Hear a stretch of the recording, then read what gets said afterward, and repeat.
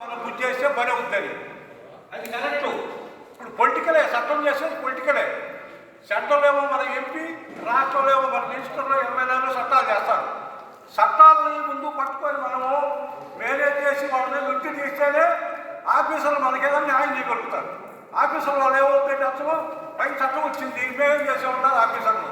అందువల్ల దయచేసి రైతులు కానీ అందరూ ప్రతి ఒక్కరూ మన ఎంపీ గారిని కలిసి, మన మినిస్టర్ గారిని కలిసి అందరూ మన విషయాలన్నీ తెలుసుకొని గట్టిగా పనిచేస్తేనే పని అవుతుంది. ఊరికేట వచ్చా మీటింగ్ పెట్టేవంటే కాదు, అందరూ కలిసి రావాలా. ప్రతి ఒక్కరికి నష్టం జరిగింది.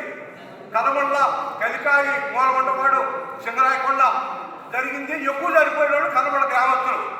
12 మంది చనిపోయారు ఇప్పటికి ఈ రోడ్డు వల్ల నాకు తెలిసి. కానీ ఏంటంటే దయచేసి చాలా ఇబ్బందులు ఉన్నాయి దీనివల్ల.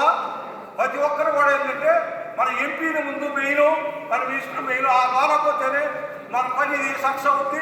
చాలా నెల్లూరు జిల్లాలో ఫారెస్ట్ ల్యాండ్ ఉన్నాయి రోడ్లో పడి. ఫారెస్ట్ ల్యాండ్ కాడ తీసుకుంటే రైతులకు ఇబ్బంది లేదు.